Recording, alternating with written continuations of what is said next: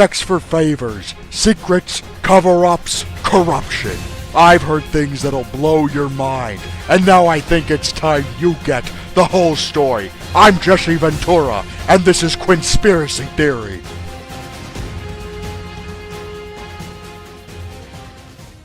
The video I was originally going to upload tonight is gone. I've scrapped it, it's deleted. I've decided to do something different because of this. What you're looking at is a copyright claim against a YouTube user by the name of Mundane Matt on a video called Hell Hath No Fury Like a Lover Scorned. That copyright claim was filed by Zoe Quinn, the person who is the subject of the video itself. Now, in the copyright claim, she had stated that he'd used a still image of her game Depression Quest, which she's a creator of, and that she had ownership over that, and that's why the video needed to be pulled down, because it was infringing on her intellectual property. But the truth is, it had nothing to do with that. The image Matt used in his video, and it was just one image. I want to show you his typical format. This is a typical video that Mundane Matt will put up. You have a still image in the background, you have a transparent barrier on the left-hand side with a title, and he talks over it. And that is exactly what Hell Hath No Fury was.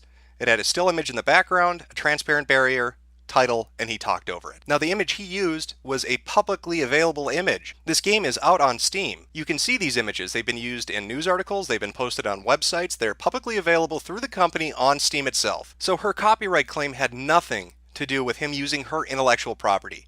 What it had to do with was suppressing information from getting out. And that's something that's been going on now for the last 3 days since this began. Sites like Reddit and NeoGAF and even 4chan on certain boards have suppressed this from being talked about because of the implications it has in the gaming industry. Now, what started all of this off was a WordPress blog called The Zoe Post. This was put up by a man named Aaron, who is Zoe Quinn's ex-boyfriend. In the entirety of the blog post, which is extraordinarily long, he goes through a laundry list of complaints as to why the relationship failed and why he's upset. Now, these all seem to be valid to me, things like lying and manipulation and infidelity. However, at face value, it's nothing more than that. Why would that be interesting? So is she taking videos down because she's embarrassed about it? No, she's taking them down because of the people she slept with, that she cheated on him with during their relationship, and who they are, and specifically what they can do for her as an entrepreneur. Gaming journalism has reached a low point over the last 5 years. It started with pieces that had nothing to do with gaming or game reviews, nothing to do with software or hardware, nothing to do with events or expos. It started to travel off into the areas of social justice and feminism and opinion pieces and op-eds that had nothing to do with gaming. It started to have authors who were writing pieces condemning the gaming audience as being sexist and misogynistic, as being racist and bigoted, as being overly violent rapist. This has been seen on Kotaku, on Rock Paper Shotgun, on Destructoid, on The Escapist, on any website you can name. This has been transpiring for the last 5 years. It seems more and more these outlier pieces have become the standard, and that the narrative put forward in them has become cohesive and refined, like a talking point targeted at us as the audience. And there's a reason for that. And Zoe Quinn and what's happened over the last 3 days helps to point that out. That is why this is important, and it needs to be talked about. This has nothing to do with her as a person in a relationship. I don't care that Zoe Quinn fucked 5 guys. I don't care that Zoe Quinn cheats on people she's in a relationship with. That's on her. That's her own personal accountability. Her ethical and moral failures as an individual are for her and her partner to deal with. However, when the people she's having an affair with, when the people she's cheating on her boyfriend with, happen to be able to help her career through their actions related to the industry that she's in, then it becomes a piece of public discourse, and it becomes important because it helps to highlight a massive flaw in the Fifth Estate. Now, if you're like me, you've grown up watching mainstream media, television media, die a death. And it didn't just die this death because of the invention of the internet. It died because of its lack of ethical standards. I'd be surprising no one by telling them that Fox News and MSNBC and CNN and every other mainstream media source you can name is corrupt. We've seen this happen, and we've seen the result of their reporting afterwards.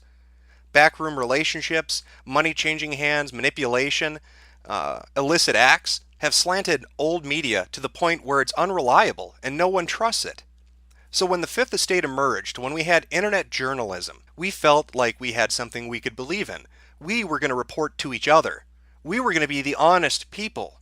We weren't going to let other outside factors influence truth. But it has not happened that way. And what took a century to kill old media has taken mere years to undermine new media. So let's start at the beginning and see what the hell is going on here and why this keeps being pushed down and why nobody's talking about it. Now, Zoe Quinn's notoriety extends quite a ways back. As I stated earlier, she's an indie developer. She released a game on Steam called Depression Quest, and reading the description it states, it is a flash text-based adventure game about a person living with depression and how situations affect them. Who doesn't want to play a game about being fucking depressed? I rank that right up there with gems like I have the chicken pox and the hit sequel I have shingles now, oh god does it hurt. Yet this is a game she pushed through Greenlight. How did she get it through Greenlight? In fact, how did this game even get on Steam? Well, if you trace this back to its origins, when she was originally developing it, she started to get a lot of press because she was harassed. She was the victim of a sexist campaign by evil denizens of a website called WizardChan. Now, WizardChan, for those of you who are unfamiliar with this website,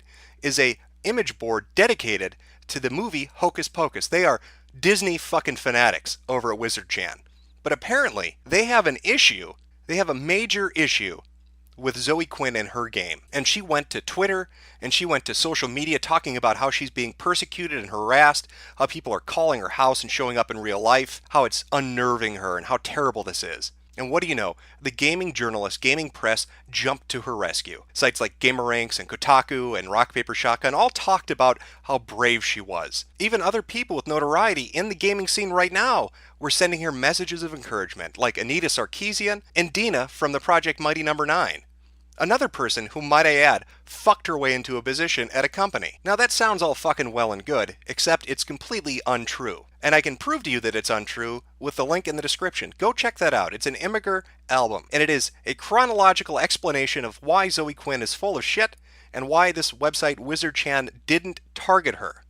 Now this is important because it helps to establish her character, and we're going to be getting into that in a minute. But what you really need to glean from this is that she was supported by the gaming press and by other certain indie developers and other notorious people like Anita Sarkeesian against these hordes of horrible trolls that apparently were trying to keep her down. Because obviously a video game about depression just is too much for a troll. Now if you fast forward a certain amount of time, the game finally gets through Greenlight, and it gets up on Steam despite numerous people saying they didn't like the game, they didn't think it belonged on Steam, the community voicing their opinion against it, different websites dedicated to video games saying that it shouldn't be on Steam, it doesn't make sense, that it's a non-game. A similar argument that's been raised for other indie developed titles that were supported by the gaming press, like Gone Home and others. Yet she got it through, and the game got up on Steam. And that is where our WordPress blog, the Zoe Post, comes into play. Because now we get to see from the perspective of somebody who knows her personally, namely Erin, and their relationship. Now the interesting thing about the Zoe Post blog is that it chronicles and has captures of interactions on social media. And we get to see what kind of person Zoe Quinn is. And we get to see how she's a liar and a manipulator, and how the people at WizardChan who put together that album that's linked in the description weren't really bullshitting you when they said she's fucking making it up. Now at the heart of the Zoe Post, aside from all the things that Erin wrote down about her, aside from her white lies and her omissions of truth, besides the deceitful behavior and manipulation, is the infidelity. And he names specifically 3 people in his post. He omits 2 names. Of course, due to technological wizardry of other people, those 2 names have been found. And so this is a list of 5 guys. And again, I'm not putting their names out there because I think it's wrong she cheated in a relationship. I'm putting those names out there to show you, or to start to show you, how corrupt gaming journalism and game development have become. These are the 5 guys. Now, to start with, on the very far right-hand side is Joshua Boggs. Now, he was her boss. She had sex with him while she was in a relationship with Erin. The interesting thing is, Joshua Boggs is married. So not only was she having sex with her employer, she was having sex with a man who's married. This didn't cause her a crisis of conscience, even though she's made statements in the past on social media saying how wrong it is to have affairs, how terrible it is to cheat on somebody when you're married. But again, as a liar, she says one thing and does another. Some other names that are listed there are Robin Arnott and Kyle Pulver, both indie game devs. You have Brandon McCartan, multi-award-winning indie game dev prodigy for Fez and Aquaria. That's interesting on its own for some things that happened just yesterday, but I'll get to that in a minute. But really, the biggest fucking issue that we're looking at right now is the name in the middle. Nathan Grayson. Who is Nathan Grayson? And why is it important we talk about his and Zoe's relationship? Nathan Grayson is a video game journalist. Nathan Grayson is somebody who wrote for Rock Paper Shotgun and currently writes for Kotaku. Nathan Grayson is somebody who has published positive pieces about Zoe's game, who has given her publicity, and who has marketed her product while having sex with her and not disclosing it. Now, there's a word for people when there's a professional conflict and they need to step back from what they do as a job because of conflicting things. It's called recusing oneself. Nathan Grayson not only did not recuse himself from writing the articles that fluffed up her product and promoted her, he went so far as to hide the fact that they had a relationship. Here you see an example of just two pieces he wrote this year, one on Rock Paper Shotgun and one on Kotaku, talking about her product and her specifically. This starts to show a pattern of behavior in game journalism. These people have no professional barrier which exists between their relationships.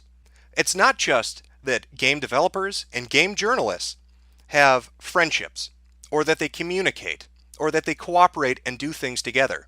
They are having illicit sexual relationships which benefit one another. Nathan Grayson is benefited by being able to write an article that will get him clicks and thereby ad revenue. Zoe Quinn is able to get publicity and make money. It is a disgusting relationship, and it is the opposite of what journalism is meant to be. But it goes much deeper than that. It's not just that they have relationships where one hand washes the other. It's that they bolster up positive public publicity and also suppress negative publicity. What I'm going to show you now is a screen cap from a subreddit that was talking about Zoe Quinn. This was posted just a few days ago in the subreddit, I believe, Tumblr in Action. This is mind-blowing, and it starts to show you just how fucking sick and twisted and corrupt game journalism is. So here's the post in question, and this is by Silly Slater. I'm going to read this verbatim, and I really want you to take in what she's saying, and then I'll focus on the really disgusting part of this. So, Silly Slater posts, "She fucking doxed me. Ruined a production for women, refused to contact us, and is currently taking money for a game jam with no start date, no location, and no judges. Okay, here is my story. We ran a group that literally said, any woman come up with an idea for a video game, we'll give you concept art so you can pitch your game, and we'll put all the pitches online. The internet will vote on the best one, and we'll make that game and give the profits to charity. If you get a lot of interest online and want to make the game on your own, you can leave the contest at any time. Literally everyone that was in the top 5 didn't have programming experience, so they couldn't make their own game. She was like, why do you expect women to work for free to make games? We said, well, they get 8% of the money as royalties, and they just have to give an idea. Other people will make the game, and the profits go to charity. Doesn't matter, it's oppressive. She started a fucking Twitter storm, crashed our website, got my personal information doxed, got us banned from Twitter. We email reporters what's up, and they're like, duh, if Zoe says it's oppressive, it must be true. Maybe you should give her money for Rebel Jam, which has no start date, location, or any other information, but totally isn't a scam. This happens at 3 other major publications. We literally said we'd pay her to consult on future projects, and we'd close down the contest if she would explain to us what exactly is offensive. No response. No response at all. Unless a reporter contacted her, and then she's the victim. All this information is fucking online. The pitches are online. We did everything we said, but no online journalist will publish the story. Please vote. Even if we don't raise enough money, if we show there's enough interest, we can get a winner a grant to make their game.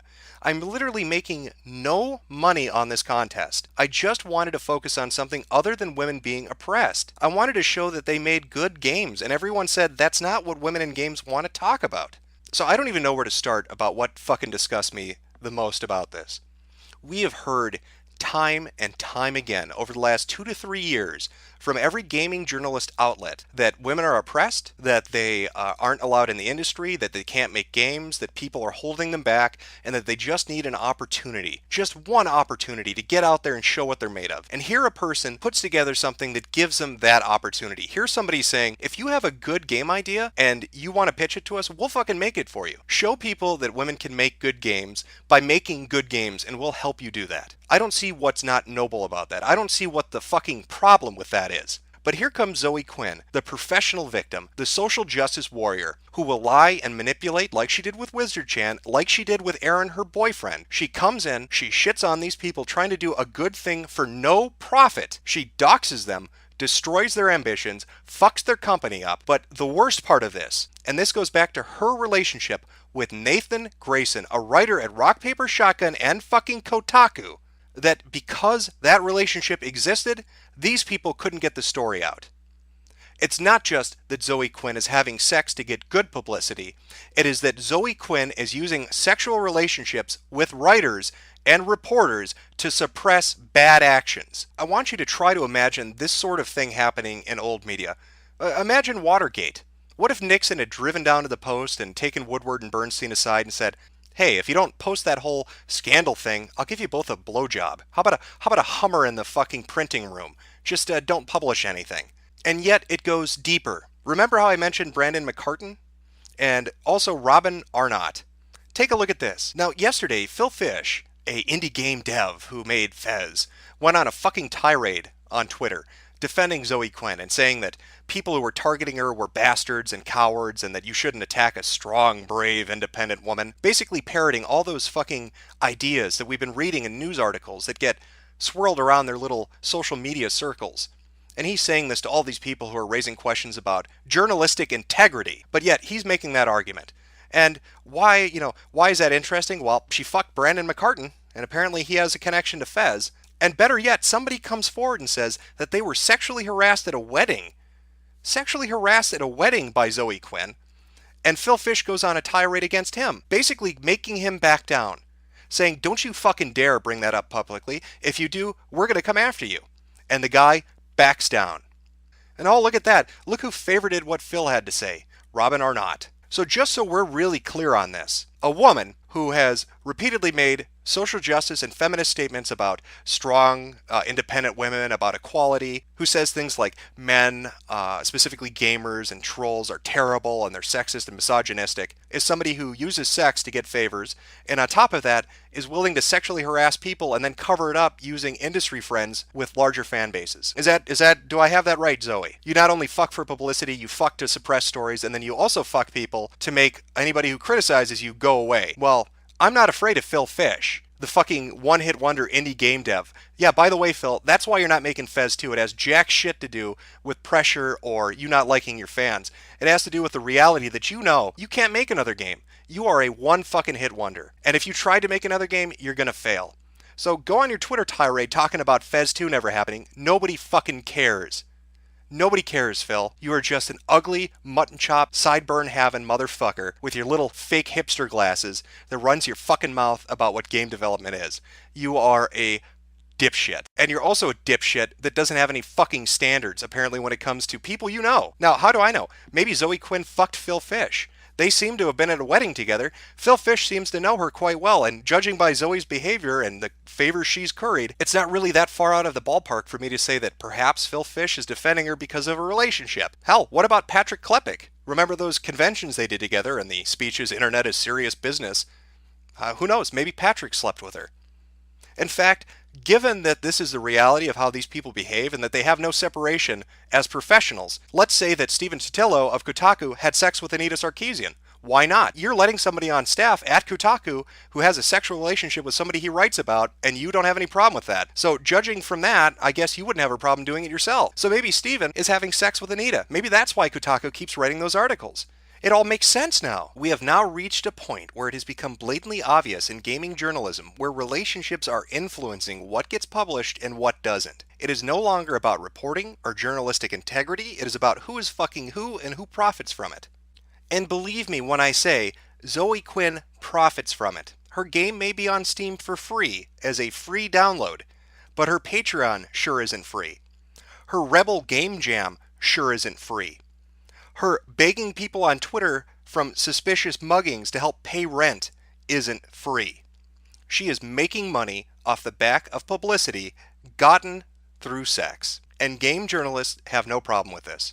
And of course, it's all the more hypocritical of them, given their stance on social justice, on feminism, on sexual equality, on gender equality, on sexual equality, on color equality, on all the buzzwords and hot topics they use to clickbait people into coming to their articles. Their high-handed morality and their ivory towers as they look down at us, the peasants, the filthy, disgusting, immoral peasants, and tell us what is right and wrong. And yet, right in their headquarters, right in their home, in their nest, they are doing all the things they condemn us for. They have ruined our hobby, they have shit up an industry, And it's not only us fans that suffer because of this. Look at Xseed. Somebody gets offended a day or so ago about a translation that they did, and all of a sudden they're getting flack left and right about that word because it's problematic and it offended a snowflake. So what is Xseed going to do? They're trying their best, they're trying to appease these people, but nothing is ever good enough. And it is perpetuated by these hypocritical cunts at gaming journalist sites that don't mean anything they print and they just do it for money. And Xseed is just one of the recent examples. I mean, here's another. Here's a journal entry that's up on DeviantArt called Save the Boob Plate. Now this is written by somebody who worked on a game. They worked on Divinity Original Sin. Look at that second paragraph. This journal entry is all about judgmental journalism, offended by design opinionators, and the fearsome white knights that the first two bring in their wake. And this person's talking about what it's like to try to create a game when you're bombarded by these assholes that are constantly shoving their fucking message down your throat. And what makes it all the more worse is that this person suffers not because these people actually believe in the shit they peddle, but because they make money off of it. They don't care. It doesn't matter to them. Their actions speak volumes about their character. So now at the close of this video, I really want you to think on this. We've seen what happened to mainstream media, to old media, as corruption destroyed it. Now we have online media, new media, facing the same thing. We watch as the Fifth Estate burns in front of our eyes because of hypocrites and the corrupt. It is in our hands to call them out on it, to bring them to task for it. If we sit idly by, and we don't, we have lost. Appeasement does not work. Burying your head in the sand does not work. It is not just us as customers that suffer as these people sling shit at us, telling us how terrible we are, and telling us what kind of content we should like. It is developers and publishers and artists and musicians that suffer as well because they misrelate a message from us to them. They preach about morality and social justice. They talk about ethics and an end to sexism and racism, and their personal behavior is abhorrent and completely contradictory to the things they print. They are in bed with each other, they communicate on Twitter with each other and other social media platforms constantly. There is no professional separation between a subject and an author. There is no decorum or acumen for any of these people. And you've just seen a taste of what's happening. Mundane Matt gets his video pulled down by a false accusation. Websites refuse to let this be talked about. And I guarantee you, we're going to see articles published by the likes of Kotaku and GamerRanks and others that are going to ignore these kind of accusations, and they're going to focus on how poor Zoe Quinn is just a victim, or she's being slut-shamed, or whatever buzzword they're going to pull out of their ass to dodge the bullet coming at their head. Don't fucking let them. Call them out. Call their asses out. Are you not sick of this shit? Have your games not been tampered with enough at this point? We as consumers, as gamers, have a choice. We either back the people that make the games we like, or we let these assholes dictate to us who's going to be popular in 10 years. Do you want an industry that's filled with nothing but Anita Sarkeesians, and Dinas, and Phil Fishes, and Zoe Quinns? Because I sure as hell don't, and I hope you don't either. So I encourage you to talk about this on different websites, on different social media. Talk about it non-fucking stop. Don't let them sweep it under the rug. Don't let them avoid the fucking issue.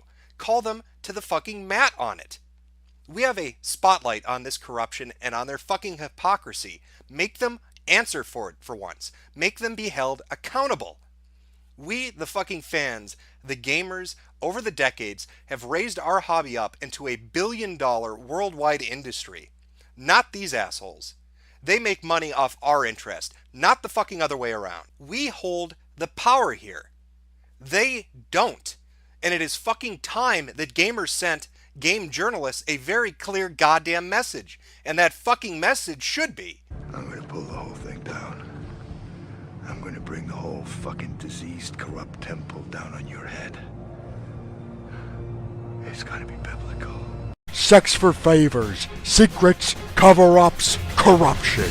I've heard things that'll blow your mind, and now I think it's time you get the whole story. I'm Jesse Ventura, and this is Quinnspiracy Theory.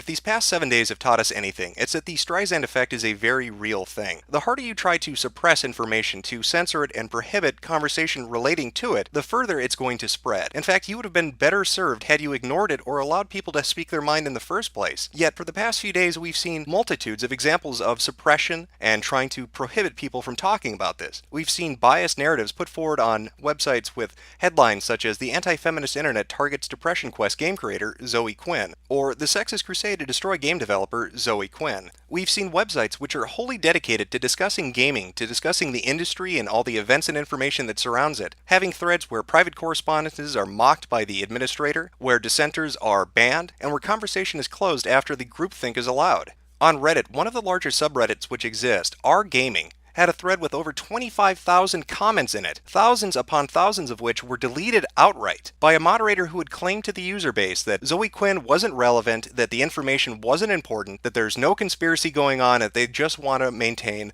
order and decorum. And yet, that very same person is seen on Twitter having conversations with Zoe Quinn while deletions are happening. In fact, they happen to know people in the game journalism industry. They're talking to people like Patrick Klepek about getting together and having a cup of coffee and how great it is to be a moderator on Reddit. And when people decided to try to reach out and get something done about this, they were told by other people in positions of authority to fuck off. We've also seen examples of people who work in the game journalism industry and who are related to game development come forward and relate how Zoe Quinn and corruption in game journalism is a taboo subject, that it isn't allowed to be talked about, and that if you bring it up, your career is in jeopardy. Some examples of this would include this particular Tumblr blog by a game journalist who says, "I brought up this whole thing with coworkers at the site I work at, and they just dismissed the issue. When I pressed the issue, the implication quickly turned from a dismissive handwave to a very threatening, talk about this anymore and you will be fired." Another similar example is found on the subreddit RPC Gaming, in which somebody posted a conversation they had had on Facebook, and the person responds to them stating, "Yep, also if you're ever interested in pursuing game development further, you really don't want to be a dick to Zoe, or any other game developer really. That's just not a good idea. If you decide to do that, do it on your own wall, seriously." And yet, despite these efforts to put forward a united front, to tell those that are interested in trying to look into this that there's nothing to see here, that it's a non-issue, there's no conspiracy, there's no corruption in game journalism or the development scene, the internet isn't buying any of it. In fact, it's created a bizarre, strange sort of alliance between websites which hate each other, whose user bases mock and deride each other on a daily basis, which have never agreed on anything except this one thing. When you see websites like Tumblr and Reddit, 4chan and GameFAQs, and even Funny Junk all saying with one voice, "We're not going to fuck off, we're not going to be mocked and told to go away, we are going to talk about this, there is something going on," despite their differences, despite the hatred those user bases have for one another, then that should tell you something about how bad game journalism and game development in the indie scene is.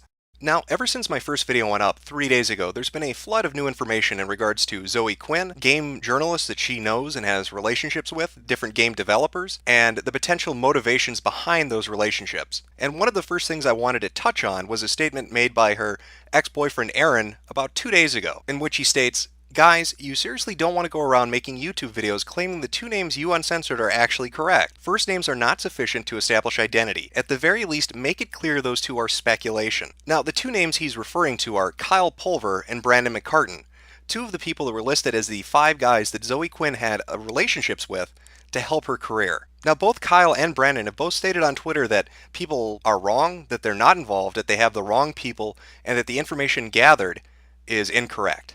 And while Aaron's statement doesn't come out and outright say you have the wrong person, I'm going to lean on the side of what Kyle and Brandon are saying. I think that at this point, if it had been them, there wouldn't be any reason for Aaron not to just simply state, yes, it is them. And I do think the information that's out there that states that these are the two people, that the names have been uncovered and decensored and have been linked in various ways, are incorrect. And so what that means in relation to Zoe Quinn is there are still 5 guys, it's just that 3 of them are known, not 5. Now, outside of statements that Aaron's made in the last few days in regards to his relationship with Zoe Quinn and his thoughts on her relationships with different game journalists and people in the indie development scene, we finally got a response from Kotaku in regards to the allegations that Nathan Grayson, a writer at Kotaku, had a relationship with Zoe Quinn, a game developer. Now, Stephen Totillo first went to Twitter and then on to Kotaku itself to address this. Now, this is important for a few reasons, but I think the most important one is the fact that this is a third party who, through their conversation with Nathan Grayson himself, can establish that the ex-boyfriend's account of him and Zoe having a relationship is in fact true. Steven states that Nathan did admit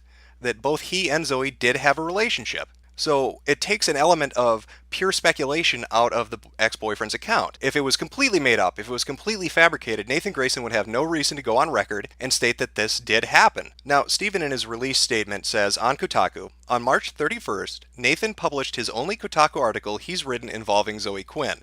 He quoted blog posts written by Zoe and others.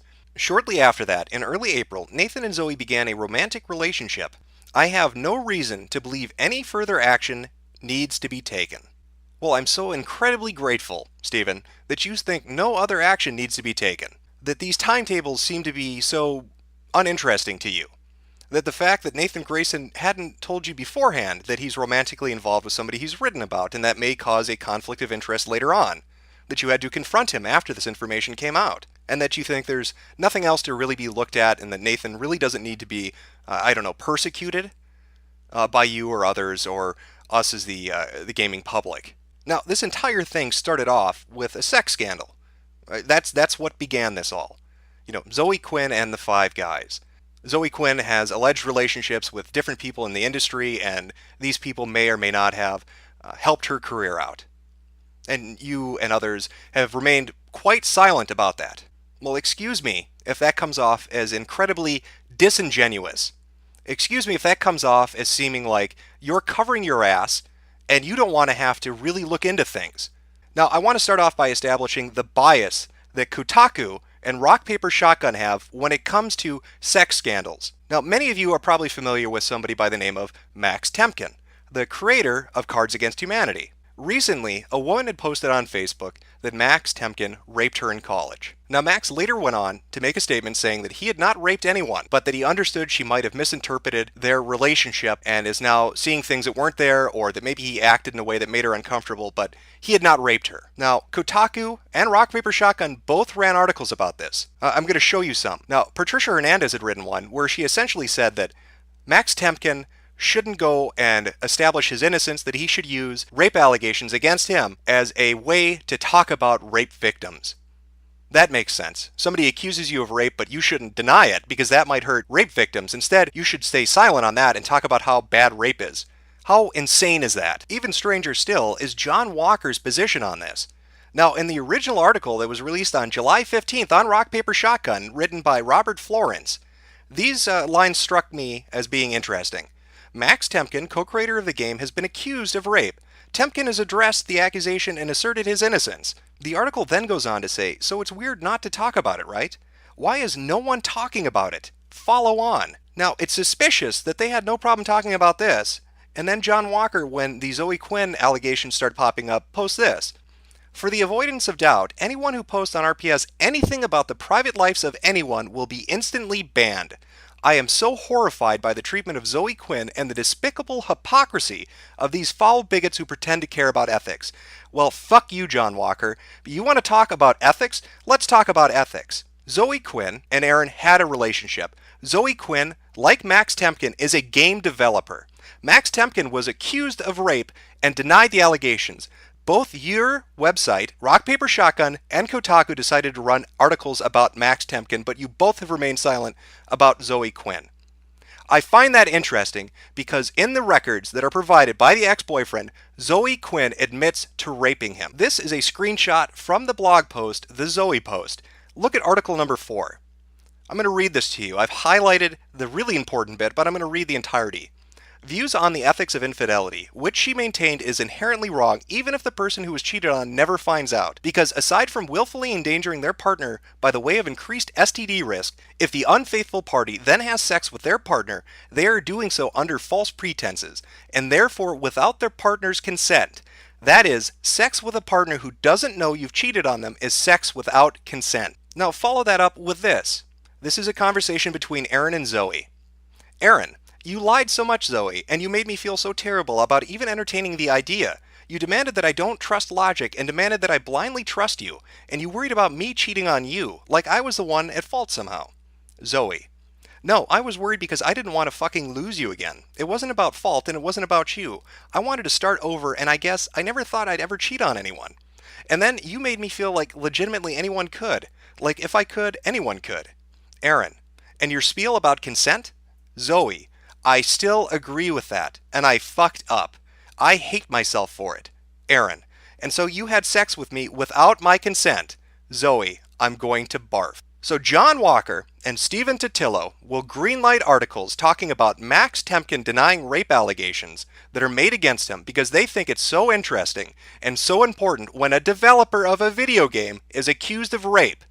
Yet when they are presented with evidence that Zoe Quinn willfully admits that she had sex without consent, that she raped someone, they don't think that's worth talking about. They don't think it's an ethical double standard? You don't think there's a journalistic question of fucking integrity? I want to remind you that Stephen Totillo has a fucking master's in journalism.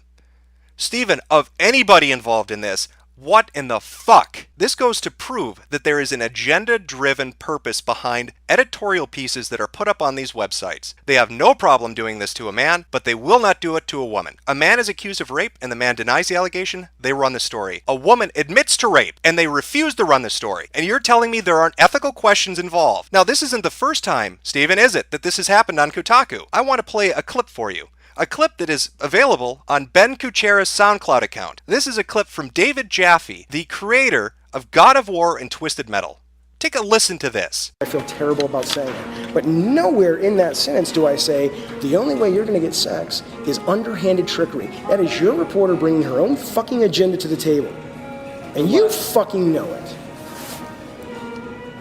This is her analysis, and she's going a little further than what you said. Perhaps. And you know what? That's okay if you're writing about sort of benign shit, but when you're basically accusing someone of something really fucking awful... The last is that a girl or woman couldn't actually win a co-op match on her own. Again, not literally what you said. This is how she's interpreting what you said. And there are... She's not the only person to have come up with these things, David. And she's putting this in context. Crude vulgarity that puts men in positions of manipulating women for sexual gain is misogyny. Dude, okay. First of all, it's not misogyny. Misogyny is distrust or hatred of women. That is misogyny.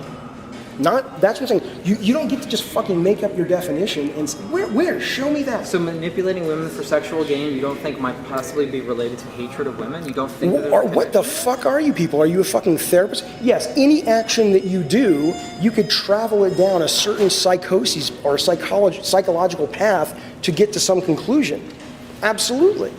But to say that as a statement of fact and to bold it and to say this is misogyny, you out of your fucking mind, dude. That's Bush League and you fucking know it. And it's her second fucking week or her second day and you don't want to fucking call her out because you feel like it's a fucking bad hire. That's the truth. She's not a bad hire. She's an excellent hire. Well, and not every story is going to make people happy. And some stories... Dude, you know what? Give me a break. If you said Twisted Metal is shit, it's not relevant, it doesn't play well, that won't make me happy, but it's your opinion. You have a right.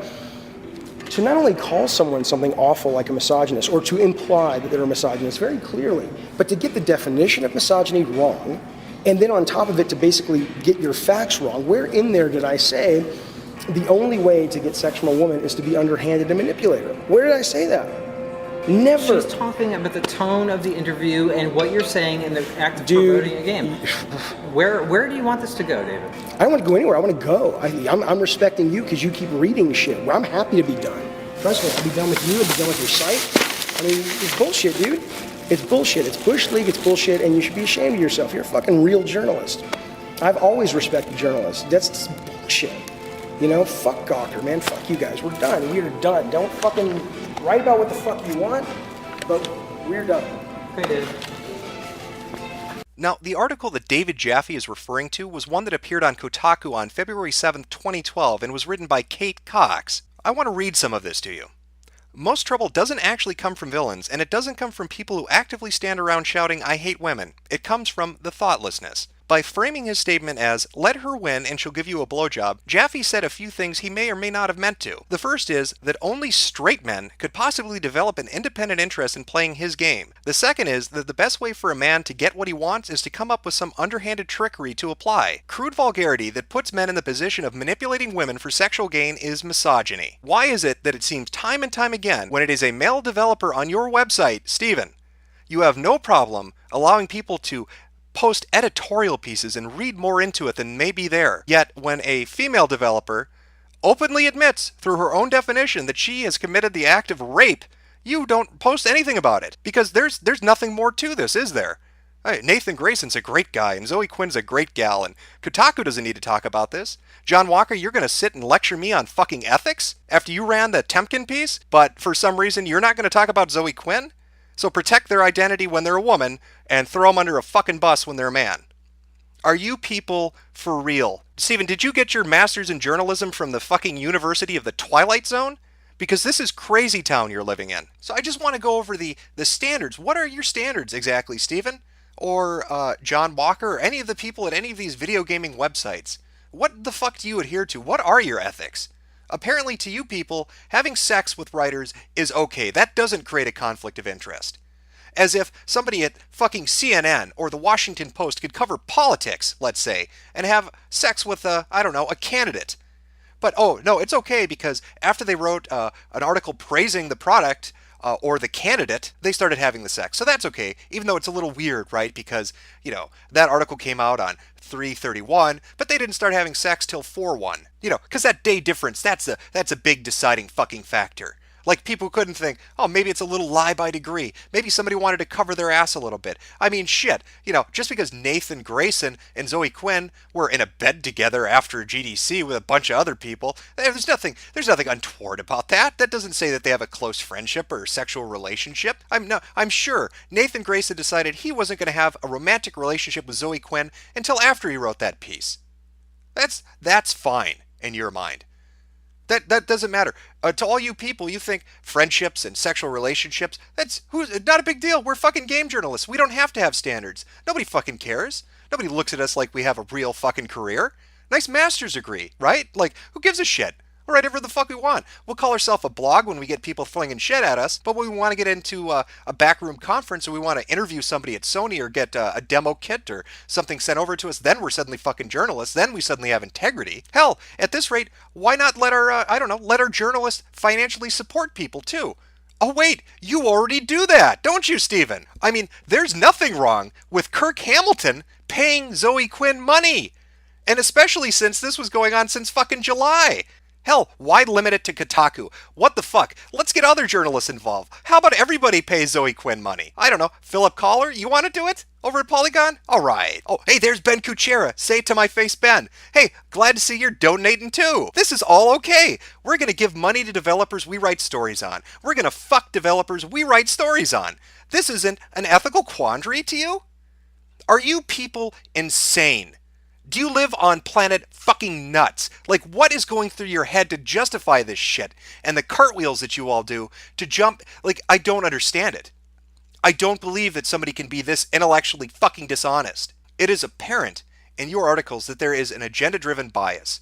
It is apparent that you people have a relationship with certain developers, and that when they're in the in-click, when you're all communicating on your social media together and exchanging phone numbers and having romantic liaisons and financially supporting each other, that you will protect them at any cost. Even if that means disregarding people coming to you with a news tip saying that particular person that you're friends with, you're fucking, and you're financially supporting may be doing something illicit or underhanded. Right? I mean, that is the argument I seem to be getting from your fucking camp. And all these other websites that are saying this is a non-issue. NeoGAF, it's a non-issue to you? This is all okay. NeoGAF. This is all okay. Financial, sexual, doesn't matter. Doesn't matter. Game journalists are a fucking joke, right? Who cares? Let it be corrupt. What do we care? It's just video games. Aren't you upset about Ferguson? Why aren't you paying attention to Ferguson? That seems to be the big dodge right now. Anything to not look behind the fucking curtain, huh? At this point, it's fairly certain that none of you really care about keeping your house in order. I mean, is there anybody out there that might care about that? Well, I mean, maybe this guy. Maybe Maddie Lessem would care. I mean, he was one of the focal pieces of that article that Nathan Grayson did write about on March 31st of 2014, the indie game reality TV show that went to hell. You know, the one that sourced Zoe Quinn and Robin Arnott? Two people who, by the way, had a relationship as well. But not like that matters. I mean, sure, Robin Arnott was on the chair of the Indie Arcade Selection Committee, from what I understand. And Zoe Quinn does proudly display that she is the winner of that on her Steam page, on her product page, but I'm sure nothing's going on there. It's not like these people have pre-existing relationships. I mean, what exactly did happen to Maddie? Oh, that's right. He got fired. His career got fucked over. You know, all those articles talking about him, all the buzz about how he fucking sunk that show and how he was accused of all these terrible things. So he got fired for that. I mean, we have all these articles. There was a one on Indie Stock, how the most expensive game jam in history crashed and burned in a single day, from Jared Rosen. Again, March 31st, 2014. It's interesting, some of the things he says in that article, huh? Under the section Day Zero, where he talks about how Zoe Quinn and Robin Arnott described the incidents of Day Zero because he wasn't actually there. What is clear, however, is that the pair fought a fairly bitter battle over their contracts. And of course, later on he goes to say, and Zoe pulled me aside with Baby and Tom as she demanded Maddie's head on a stick. There's nothing untoward here. I mean, it's not like you could do a whois domain check and find out that Zoe set up rebelgamejam.com on the very date these articles ran, and that on this website for this game jam that has not happened and no information has been posted about, it states that Rebel Jam is currently being headed by Zoe Quinn, and that if you want to help out, please donate here. And where is here exactly? Well, it would be this particular PayPal account, the Quinnspiracy. And whose PayPal account is that? I mean, is that the game jam? I mean, it's headed by Zoe, but obviously this must be a group endeavor, so whose PayPal is that? Oh, that would be Zoe's PayPal, the same PayPal she links to from beesgo.biz, right there at the tip me portion. That's weird, isn't it? That somebody would have a game jam donating directly into their normal PayPal account where they take tips. How do you separate that money? How do you keep track of it? One could almost argue, looking at this, that Zoe is taking money for something that's never going to happen into her personal account and spending it, and not putting up any information to update anything on. So I wonder what Maddie would think of all this. I mean, from his perspective, he's looking at a person who wrote an article about him, Nathan Grayson, who's confirmed to have a relationship, at some point, a romantic or sexual relationship with the person he sourced in a story, Zoe Quinn. The other source in that very same story, Robin Arnott, also is alleged to have a sexual relationship with Zoe Quinn. On the very day these articles ran, talking about how badly he fucked up this game jam, Zoe Quinn establishes her own game jam with a PayPal that directly links into her own private account, where she takes money and doesn't post updates. That would look rather fucking suspicious, like perhaps there's collusion going on. Perhaps there are pre-existing relationships which are altering the truth of the event. Perhaps maybe some of the key players intentionally fucked up a $400,000 game jam for this sole outcome. Who knows? I mean, hell, he could think up a lot of things, like the phone number to his lawyer, and a good court to drag Gawker's ass into, since they're the parent company of Kotaku, who all these people are associated with in some weird, vague way. All these different journalists and developers, and they all seem to have these relationships, and don't mind putting out bad press about certain individuals, and apparently profiting from it. That would be my guess as to what Maddie would think in this particular situation.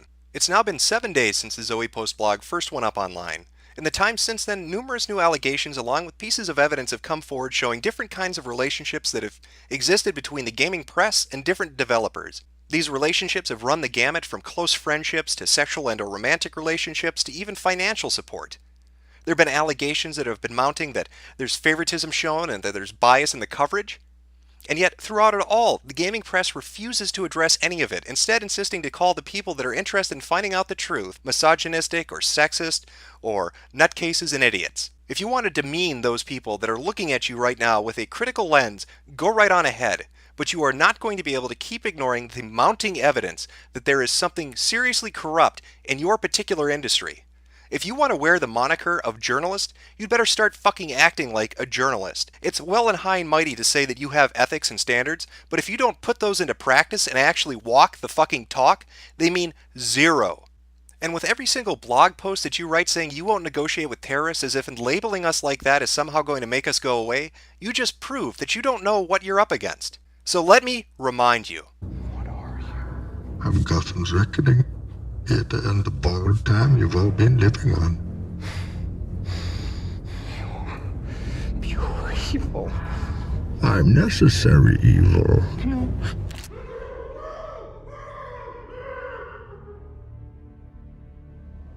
Sex for favors, secrets, cover-ups, corruption. I've heard things that'll blow your mind, and now I think it's time you get the whole story. I'm Jesse Ventura, and this is Quinnspiracy Theory.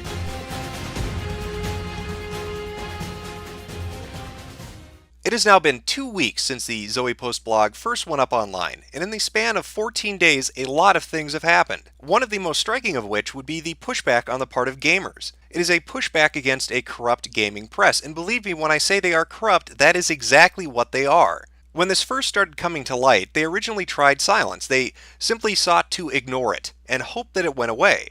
But it didn't. When that failed, they moved on to censorship. Censorship which we can show, which evidence exists of, and yet that did not work. It just spread it even further, thanks to the Streisand effect. When censorship failed, they moved on to what they're doing now, which is mockery and attacking. And it will fail just like the past 2 attempts did. What they are not taking into account is people have had enough. And a prime example of that is the fact that we're even still talking about this. That we are on day 14 with a fucking hashtag Gamergate. That we are on day 14 with people in the movie industry, the television industry, the fucking music industry commenting on this. We are on day 14 where websites have some of the largest threads in their fucking history dedicated to this very thing. It is not going away, it is not diminishing, and it is not dying. And that speaks volumes to what is happening, because the internet is a place where things happen in quick succession. You are lucky if you can keep the internet's attention for a day, let alone 2 entire weeks. And yet, still, the gaming media, the gaming press, these supposed so-called journalists, are trying to act as if there's nothing here, that there's no corruption, that nothing needs to be addressed, or that anything that has been addressed as a result of the sustained pressure is not a big deal. That it's really not as big as you think. There's no conspiracy, there's no collusion. You're all just deluding yourselves and thinking that things are taking place and they're not really happening. But we, the game journalists, we have your best interest in mind, so just shut the fuck up and we'll tell you what to think. Now, it's been hard to keep track of all this because so much shit has come to light.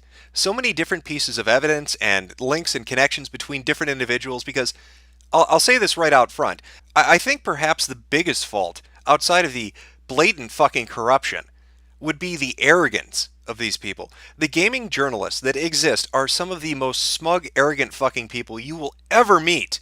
But that works to our benefit. They think they can't be held accountable. They think that their faults and failures don't need to be addressed, and they are arrogant and defiant in their behavior.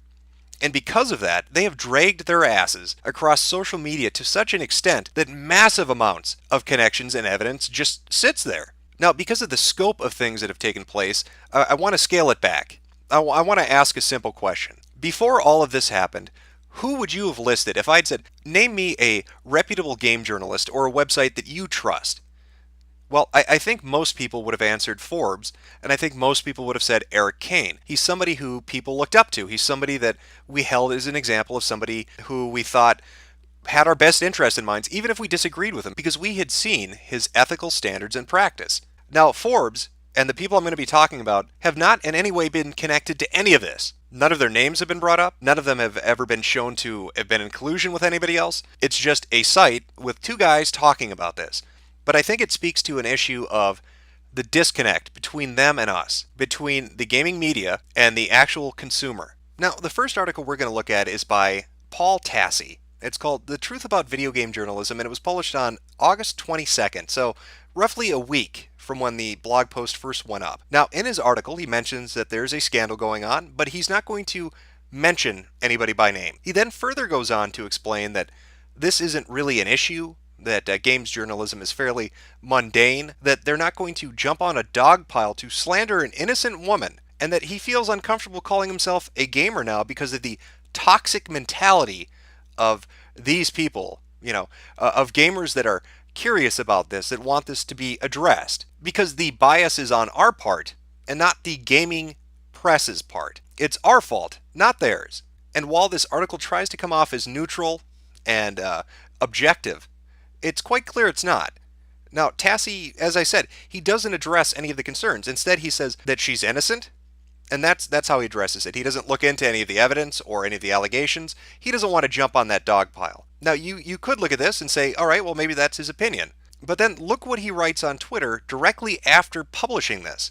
This is from August 23rd, from Paul Tassi on his Twitter account. All this, but doesn't this raise questions talk reminds me of people being mad at the media for failing to prove Obama is a Muslim. If I had to guess, I'd say there's some overlap in those crowds. Now, that's ironic coming from Paul Tassi because in his article he states, ideally, we'd like to do so without being insulted. He doesn't want to be insulted as a gaming journalist. He's just trying to do his job.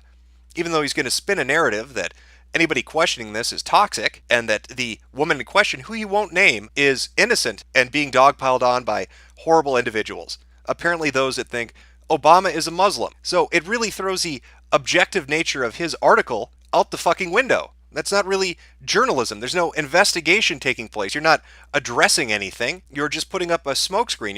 It's an article that doesn't talk about anything. But it's not Paul Tassi we're interested in, is it? It's Eric Kane. That's the guy we look to. That's the guy that's held up as the example, as the fucking example of what game journalism should be. He's the guy we trust.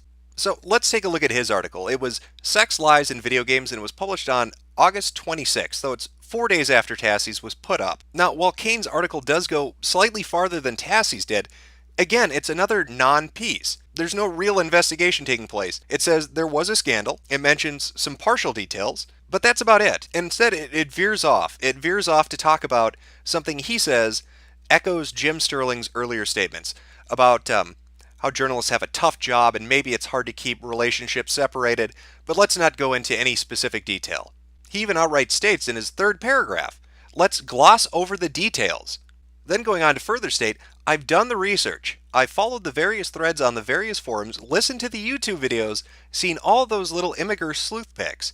And while a deeper look at the nature of the media industry relationship is warranted, this affair only serves as a leaping off point, not as a story itself. That is a sentiment we've heard echoed repeatedly since this began. They will not talk about this. They refuse to talk about this. And again, this is a publication that's not connected to it.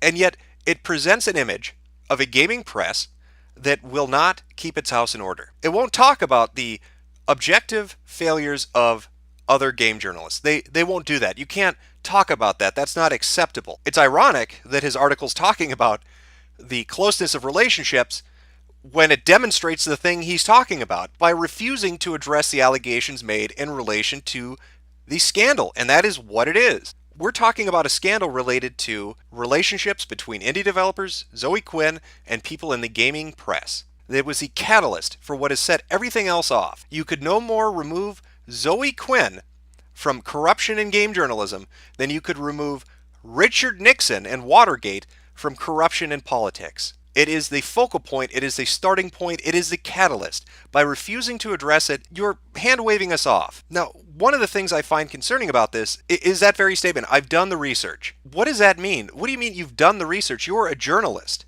If you're a journalist, this is my understanding of what a journalist does. They investigate. They do interviews. They make phone calls. They look into possible connections, financially or otherwise. They actually get out and do the legwork. Watching YouTube videos and reading forum threads is not journalism. That's what bloggers do. That's what I do. That's what everybody on the fucking internet does. Journalists take it a step further by investigating and looking into the allegations, possible statements or connections. They do the legwork. So I find it disconcerting that that's your research and that then you go off and to talk about these vague things without addressing the specifics. Again, just like Tassi did. Now, later on in the article, you state, under this whole social justice warrior thing is a mess, just a complete mess. A fairly substantial set of gamers is absolutely obsessed with the so-called SJW, the White Knights of Games Media. And you talk about how you don't really understand that. You don't understand what an SJW is, and you're questioning, are you one? Because you believe in ideas of equality. Now, I find this supremely fucking funny because of something Eric Kane posted on his Twitter. This is from August 28th. I'm saying Divinity Original Sin is best game of the summer. What's yours? Putting aside the differences we may have in what a journalist does in regards to actual research before they publish an article, you stated, I've looked at the pics, I've followed the links, I've watched the videos, and you don't understand the whole SJW thing. Then you go on Twitter, and you say your favorite fucking game of the summer is Divinity Original Sin. Here's a fun fact. If you go back and look at that first video I put up, you might have noticed this blog post talking about hypersensitive journalists, white knights, and social justice. In fact, this particular person talks about how it interferes with their ability to do their fucking job as a creator. Do you know what game they worked on? Divinity Original Sin. Your favorite game of the summer. You don't understand social justice warriors. You don't understand how this entire thing that's been going on for 2 weeks is important, and you want to hand wave it off, but you've done the research, you've looked at the videos, and yet the videos, mine and others, cite this as a fucking source, and then you go onto Twitter and talk about this very game when somebody who helped create it is telling you these people are fucking with their career. But that's not newsworthy. Now, if you had done the legwork, if you had contacted them and maybe set up an interview, you'd have a better fucking idea for what people are talking about when they say agenda pushing, when they talk about social justice warriors, and when they talk about the impact that has on not only the consumer, but the developer of games. It is just frustratingly disappointing that the people who are perceived to be the better of game journalism fall into the same fucking pitfalls of refusing to look into things when people bring them up and circling the fucking wagons because you don't want to fling shit at your other fellow professionals, do you? That's what it feels like. So when you have all these different gaming sites putting media blackouts in place, refusing to talk about shit, and covering each other's backs, why do you think there's a notion of conspiracy? Well, how do you think that makes you look, Eric? How do you think that makes your profession look? Go check out the fucking, hashtag Gamergate. Maybe go do some more research, read some fucking tweets or something. Hell, at this point, I may as well become a contributor at Forbes. Why not fill out an application? Because obviously, the bar has been set really, really low. Why not? Why don't I get a job as a journalist there? And I'll read some fucking tweets and then whip up an article about it. Because that's apparently what research is nowadays. But you might be saying, wait a minute, Jim. You're a giant asshole. There's no way you could be a journalist. Well, I beg to differ. Let's take a look at some of these journalists and what they've been writing recently. Oh, here's one. Somebody asked, what does gamer even mean to you? And the response from somebody who's written articles for Polygon and other sites, shit person who cares way too much about video games. That's great. Good idea to insult the demographic.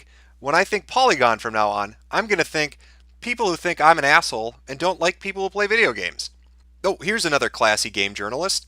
My Twitter is full of wound-up nerds, proving my point all day. I love that as somebody who plays video games, to have the people who purport and claim to be fans of gaming and who want to write about gaming and work in the industry insult me. That makes me feel all warm and fuzzy inside. Nerds, geeks, shit people. That's a really smart decision, and it doesn't make you all look like a bunch of bullying assholes. They may be saying, but again, Jim, you're a giant dick. That's true, but I'm not going around claiming I'm a fucking journalist, am I? You don't see my name slapped up on Kotaku. I didn't go get a master's degree in journalism, did I? But these people want to play pretend. They want to write on video game websites and pretend to be game journalists, and then go and behave in abhorrent ways. Now, maybe they're just a little bit salty because, somebody, don't want to name drop them because they've been really pissy at them lately, tore them a new asshole so fucking large that you could drive a semi-truck through it. And they are very angry about that. Because it's not somebody they can just push around. It's somebody bigger than they are. They don't like that. They don't like the idea that somebody in a position of power wants to take a shit on them. Like, they're taking a shit on us. But no, I really do think, I think I'm going to become a game journalist. I'll even come up with my own agenda because agendas are okay now. Maybe you all haven't heard of this yet, but having an agenda and being a journalist are not mutually exclusive things anymore. It's totally okay. Take this article, for example. Announcement readers who feel threatened by equality no longer welcome. Now, maybe you've never heard of this website, but it's apparently big in Australia. As they claim, we've also built one of Australia's most popular gaming news and review sites. And that funny little line under that, most experienced journalists. Well, let's see what kind of statements they make. As long as I am in charge of this ship, I will happily admit to pushing an agenda. Oh, and comments are closed on this article. That's another common theme among all these very brave journalists who like to go on Twitter and mock gamers. They'll immediately block them, and then they'll publish articles mocking them and close the comments because they are such brave professionals who are so open to honest feedback that they run away like cowards. Which makes you wonder, is there any redeemable quality to these people, to their profession, to these websites? Over the past 2 weeks, we've uncovered a treasure trove of things they didn't want to talk about. And throughout the course of it all, they kept telling us there's nothing to discuss, there's nothing to address. Take Polygon, for instance. Here's a statement they released this past week about Patreon support. Patreon, again, is a service that's like a monthly stipend. You're not creating a product, you're just getting paid to exist. That's what Patreon is. Think of it like the Kickstarter for people, except they never start anything. They just sort of lazily lay about because you're fucking paying the rent. Why would they get off their ass? So here's Polygon saying that they see no issue with their reporters financially supporting people. So think the likes of Kohler or Kuchera, that's okay. We can't see any foreseeable bias that might emerge from you investing in people in an industry you report on. This is like black magic to them. They don't get it. It's hoodoo. It's all mystical and shit. But then again, this is Polygon we're talking about. It's not like they have ethics in the first place. I mean, after all, these are the people that allowed somebody to review a game who had a relationship with the developer. That's a real class act, Polygon. You're really lighting the fucking way to the future of journalism with your ethics and behavior these past 2 weeks. Now, Polygon wasn't the only one to release a statement. Kotaku did as well. Editor-in-Chief Stephen Totilo released a statement about Patreon as well. His was different. He said they did find that there were conflicts of interest with people who report on an industry donating to people in that industry. So that will no longer happen to Kotaku. Now you might say, isn't that great? Look, here's Stephen Totilo taking a stand. And in fact, didn't he also address that Nathan Grayson thing? I mean, it seems like Stephen is actually stepping up to the fucking plate. Yes, it seems like that. I'll grant you that. It seems like that. If you go back a little bit, you'll remember his statement. This is a part of it that he put up on Twitter before he had a chance to actually write something for Kotaku itself, talking about Grayson. My standard has long been this. Reporters who are in any way close to the people they might report on should recuse themselves from reporting about those with whom they're close. If they must report about them, disclosure is mandatory. Readers deserve that. Well, that sounds really good. I mean, that's a position we as gamers should be able to agree with. If you know somebody, you have a relationship with somebody, whatever it is, whether it's a friendship, a very close friendship, or a sexual or romantic relationship, or financial ties, you should recuse yourself from writing about them because it creates a conflict of interest. And I mean, here he is making all these public statements, so obviously he genuinely cares about this. Except for the fact that Kotaku has tried to very quietly smooth over some rough edges without making too public of a statement. Now, what would that rough edge be? Well, none other than Patricia Hernandez. Buckle in for this one because it's really going to be great. Hopefully Eric Kane's still watching. I really think you should pay attention to this next little bit. It might be educational for him. Now, Patricia Hernandez had a couple of interesting Twitter conversations that got people looking through some things. Here's one she had with Christina Love. Patricia writes, "The neck region is kind of one of the best regions, period." Christina responds, "Gosh, I had no idea you felt that way." To which Patricia responds once more, "How are you supposed to play that off when you've dated me? Ah ha ha ha ha ha." And just who is Christina? Why, she would be a game developer. A game developer Patricia Hernandez wrote about. She did more than just write about her. This isn't a little positive press. She recommended you buy the games and put links into the article directing you to the fucking store page. Oh, but it doesn't end there. No, one conflict of interest, that would just be amateur shit. Let's bump it up a little bit. Let's bring in some friends too. How about Anna Anthropy? You know, another person Patricia personally knows, has a relationship of sorts with, maybe lived with, as you can see in this conversation that took place again on Twitter. And what do you know, Patricia wrote articles about her as well, giving her positive press and talking about her games and how interesting and insightful Anna Anthropy is. I also like those little updates on the articles, that address this. Oh, by the way, I know this article's fucking a year and a half old, but kind of had a relationship. Hopefully if anybody stumbles on this in an archive somewhere, they'll be alright with that. But they sure as shit didn't know at the time, did they, Patricia? So it comes off as slightly fucking disingenuous, Stephen, when you'll make public statements when you're pressured to and address ethical problems when you're pressured to. But when you think you can kind of slip by it, you do something like this. You put a little addendum on there and you don't address it in a upfront fucking public way. Which really begs the fucking question, what is it exactly that's going on here? Is it that Stephen Totilo doesn't know what his reporters are doing? Is he incompetent and oblivious to their ethical violations that are happening seemingly all over the fucking place?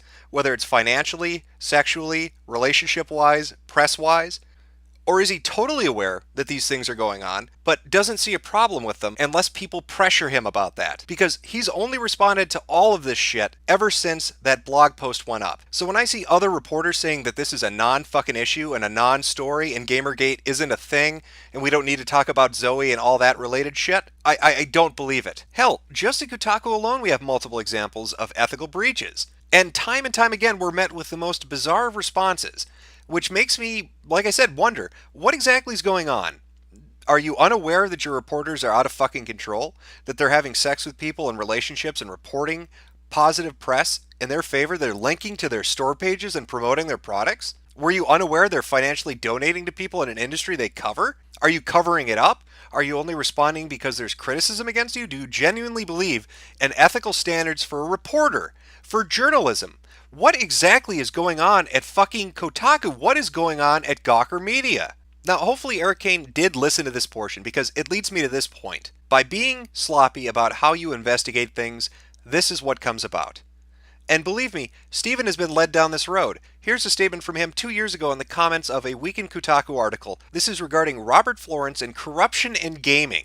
Look at what he wrote in response to that. I don't think it's an important story, but that would take actual reporting to find out, and I just don't care enough about the latest supposed media scandal to ask my reporters to look into it. How pervasive is this attitude in your industry? No wonder none of you want to look at Zoe Quinn. It's not just that you have connections to her. It's not just that you're corrupt. You're fucking lazy. You don't want to be bothered to do the work. That requires effort, and who wants to do effort? You're just glorified bloggers. And apparently, people in the industry see right through you. They know exactly what you're up to. They know exactly how you operate. And they're just not going to be bothered with your bullshit.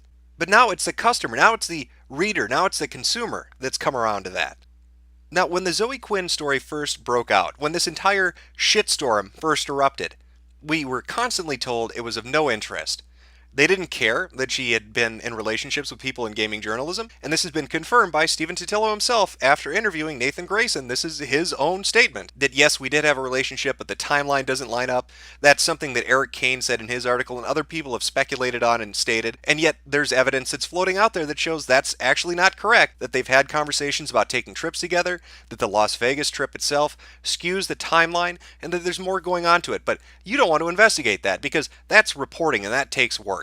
Just like I'm sure you guys didn't care about the fine young capitalists getting their shit kicked in by Zoe Quinn, having evidence of this taking place. You don't care about that. Who cares? It's just somebody trying to support women in game development. You don't care about women in game development. You care about putting on a false face to make a profit. You clickbaiting cowards. I mean, my God, right now, at this very moment, there's a plethora of connections and information relating to this entire thing.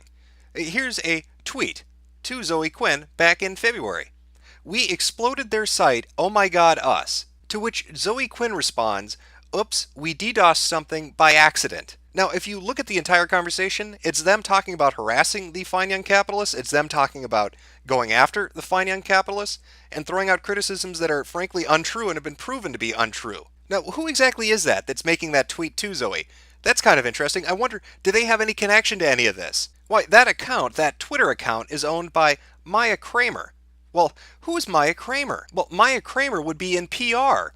More specifically, Maya Kramer happens to have connections. She works for Silver String Media. And guess who happens to be an advisor on Silver String Media? Anita Sarkeesian. Well, what a fucking coincidence. But hey, that's not the only coincidence. You remember that Indie Arcade Award that Zoe got on Depression Quest, and the people that are responsible for selecting the games that get chosen for awards? The people involved with that organization? It wasn't just Robin Arnott, it was also Maya Kramer. Correct, she's involved in that too. You know, speaking of Anita Sarkeesian, what has she been up to? Well, that's an interesting tweet. Video games, misogyny, and terrorism, a guide to assholes at badassdigest.com. Well, let's go take a look at that article. Well, that looks like a wonderful article about good, positive gamer culture. I'm sure it's not spinning a narrative at all. But Badass Digest, why does that sound so familiar? Wait a minute, do I know who's the editor? No, I'm sorry, the badass-in-chief at Badass Digest? Oh, that would be Devin Ferrasi. You know, the guy who doxes women on his Twitter account. Don't worry about it though, Anita. It's not like you're a feminist or anything. And besides, he has excuses. It's just this stupid fucking woman. He doesn't care. He'll put her information out there, doxing women on Twitter, giving them harassment. He's got justifications. Oh, who cares? It's a temporary email account. What's going to happen? It's not like they'd get threatened or harassed. But Devin Faraci, why does that... It still sounds familiar. What else do I know him from? Oh, he was the guy that was making jokes saying that he respects ISIS more than the people who are against Zoe Quinn. Now, wasn't ISIS the terrorist organization that kills real journalists? I'm stunned. Why would Anita Sarkeesian, a feminist, be linking to a website run by a man who doxes women and supports terrorism? That's fucking crazy.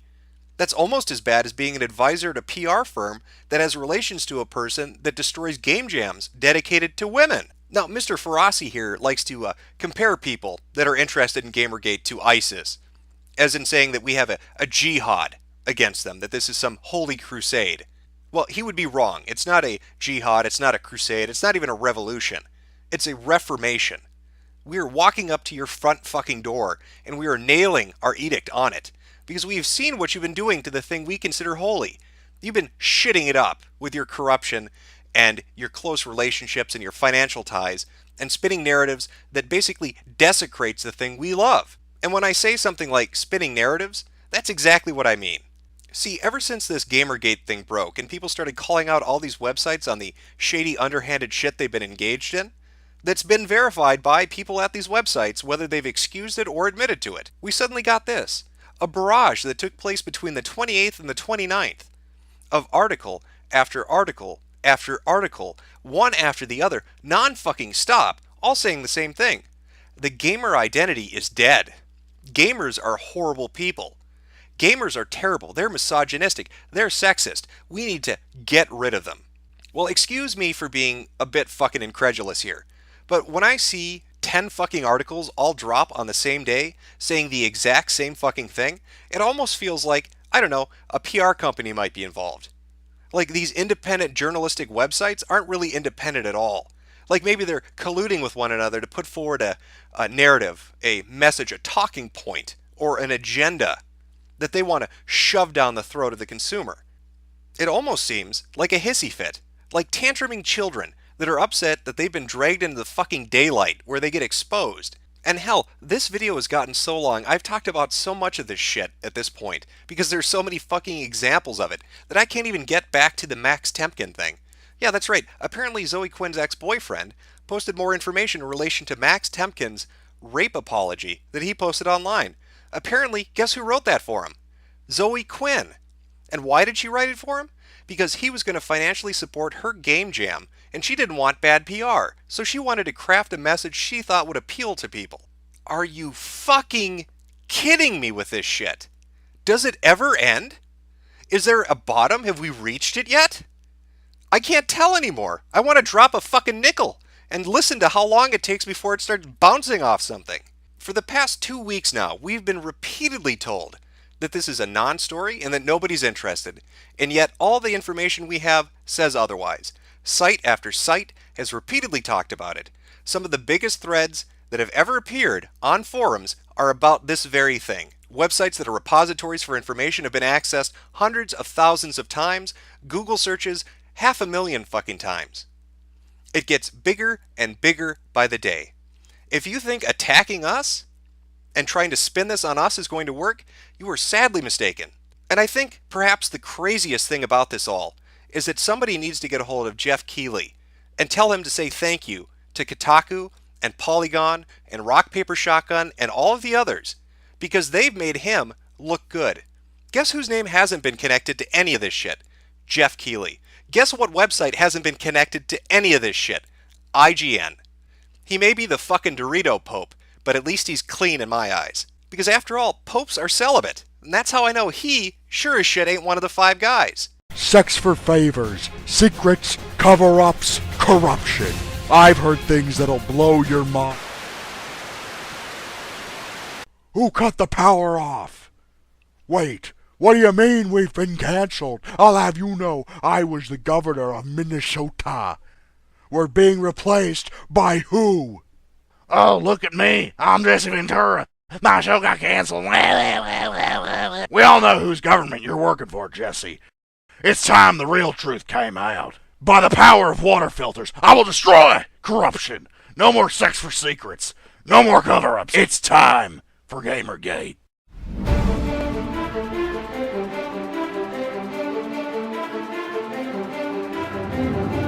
Welcome to Bizarro Land. It's the sort of place where electronics arts employees make reasonable statements, where Bobby Kotick is once again proven to have keen business intuition when it comes to certain individuals and their ability to manage projects and handle money. It's the sort of Twilight Zone-esque reality where site owners who've had positions in the past have seemingly swapped them, a la some digital version of Freaky Friday. Why, even Hot Pockets has responded, saying that the janitorial staff from 4chan is doing an excellent job. In fact, they deserve a reward, and what better reward than the hot, creamy goodness of a nuked Hot Pocket burning and scalding your throat as it explodes in your stomach. It has been a wild ride. It's been a month now since the last video I put up talking about Gamergate and the issues that were popping up, and by God, a lot of shit has happened since then, and I want to try to condense it down and give you a sort of chronological retelling of some of the key events that have played out over the last 4 weeks. To do that, I'm going to have to breeze through some of these, but I'll provide plenty of links in the description. So if you want to go and check this out yourself, the links will be listed to different articles and screen caps, so you can go check it out and see what you think. So with that out of the way, let's jump back to September 1st and see what's happened over the last month. Well, the first week of September was just chock full of interesting events. In fact, news came from PAX about Zoe Quinn's panel. Literally, tens of people showed up for it. As you can see from this non-packed picture of all those not existing people sitting in those empty chairs. In fact, I heard one of the staff members at this event had told people to be careful with their pocket change in case they accidentally drop something, and the reverberations of it created an echo so loud it was like a sound cone that would deafen people walking by the building. Luckily for Quinn, of course, DashCon members happened to be in attendance, and they had the solution that she needed. And it didn't even cost her $17,000. What a lucky day for Zoe Quinn. Now, right on the heels of that, we had 2 articles drop. One pro-Gamergate, one anti-Gamergate. And we're going to look at the anti one first. That was from Jen Frank for The Guardian. Now, Jen ran into a little bit of trouble. You know, apparently when you write an article and you have financial ties to the people you're talking about, that's kind of an issue in real journalism, and Jen apparently walked away from being a journalist for a little while in relation to this, because there was money coming from Quinn to her, and from her going to Maya Kramer, who had a relationship with Zoe Quinn as well. It did not look too good for Jen Frank, and people were a little pissed off, to put it lightly. Image macros were circulating, people were talking to The Guardian. Now, Frank had released a statement essentially saying that she had wanted to put a disclaimer in there, but The Guardian told her, no, don't do that. A little incredulous about that, but doesn't really matter because we had a new challenger approach. Milo Papadopoulos, famous television actor from Webster, and also body double for Phoenix Wright. Now, he began to tweet out at the very beginning of September that he was going to start to cover Gamergate. He was going to look into some things. And his first article really caught people's attention because he wasn't tepid or timid in how he handled the subject. In fact, he wasn't afraid of these corrupt journalists or their little buddies in the indie game development scene. His article, Feminist Bullies Tearing the Video Game Industry Apart, was well received. It got a lot of buzz online because it was the first real article to take the other position, to actually look into it. Now, Milo doesn't have any investment in the gaming industry. He's not a gamer. In fact, he had to learn how to play video games. He did a couple of live streams about them, just to get an idea of what the experience was like and what the gaming demographic was like. In fact, it would seem the very first week of September had a lot to do with news articles being released in news websites. Take the gaming website TechRaptor, for instance. Not only did their site host pull their support from them, sending them to talk about it publicly, saying, hey, you know, we've got an issue to deal with. We're going to have to look for a new server. You can see this in the screen cap. This is the conversation that was taking place about this. But it would seem that after that got resolved, they were shadow banned from Reddit. And on top of it, they had their website attacked in some manner that took them a few days to even be able to address it and fix the issue. Now, as a side note, I'm going to put a link to their website in the description because they were one of the very first websites to really even try to talk about this. They're a smaller website. And they tried to go to bat for gamers. They tried to talk about the issue because everybody else was being quiet about it. Nobody wanted to cover the issue. And as a response, they got harassed. They had their site taken down. They got banned from websites where they could promote or talk about their work. And that's unfair.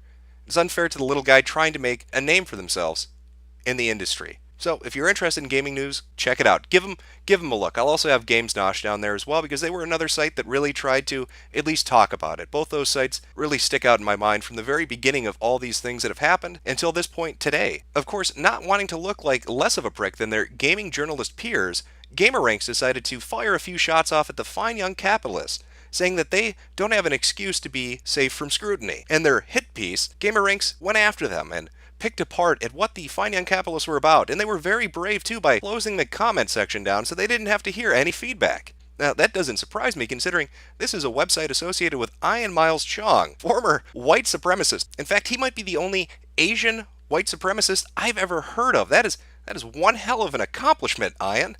You can see from the screen cap that floated around shortly after this that Ian has one hell of a history and some very unique viewpoints. Now, he's gone onto Twitter afterwards to say he's a changed individual.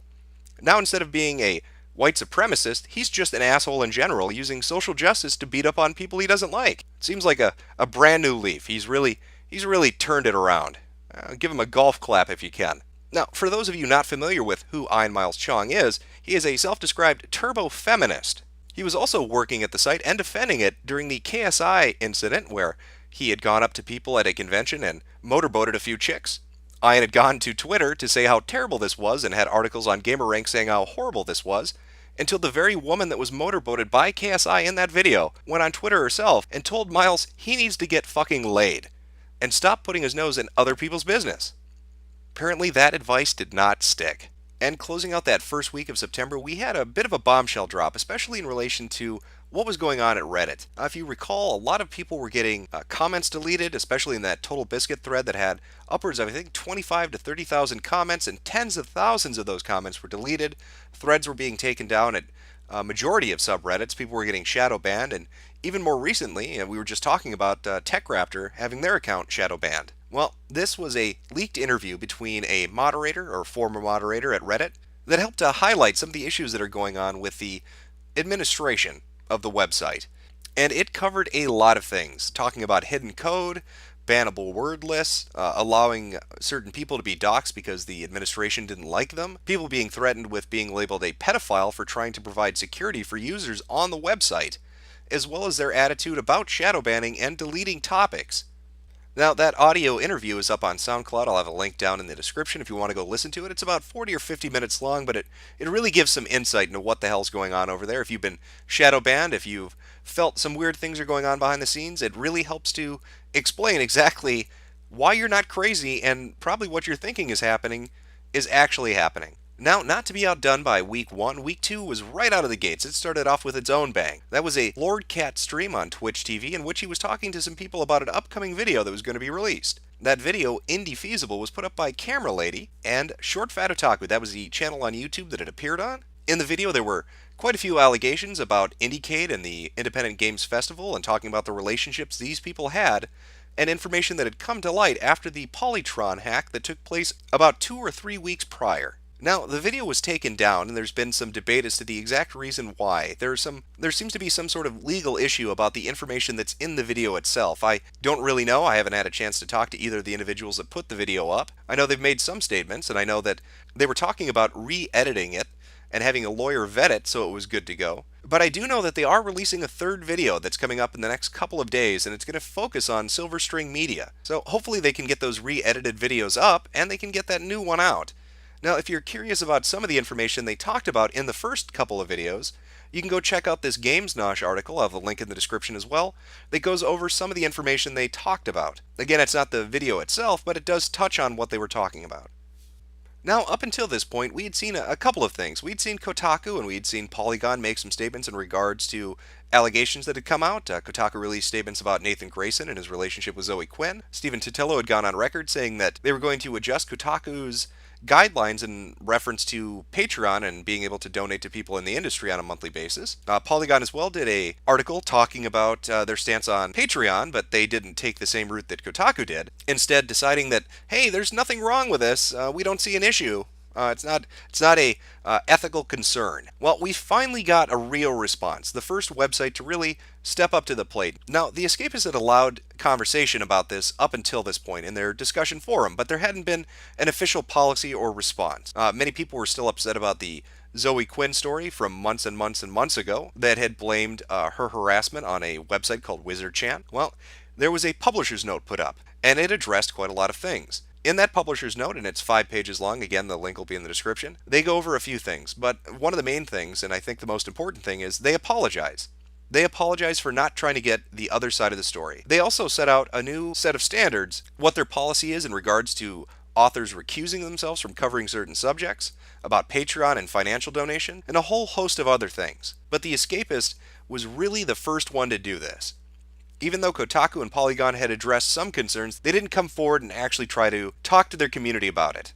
Also this week, we had Milo releasing another article talking to games journalists directly and telling them that he thought they were reacting poorly to the concerns of gamers and those that felt that there were issues going on in the industry. Another piece of news that came out during this time, because people were starting to talk about corruption on all levels in the journalism industry and in gaming itself, was this post that showed up on subreddit Kotaku in Action. This was posted by somebody who said he worked in the Australian gaming journalism business. Now, he had a lot of things to say, but one of the more interesting things that he had put up was that there had been a hack of forums, that 40,000 accounts had been put in danger, and that EA had not responded and the gaming press had not responded because they had relationships with each other. Well, 2 days later, Cinema Blend put up an article, and in fact, EA admits 40,000 users were hacked after a whistleblower steps forward. Let that sink in for a moment. Here you have somebody posting and saying, hey, because of a relationship between this video game company and journalists, this was a story that was not reported on. 40,000 people, their passwords, their usernames, potentially their emails, and personal identifying information were put at risk.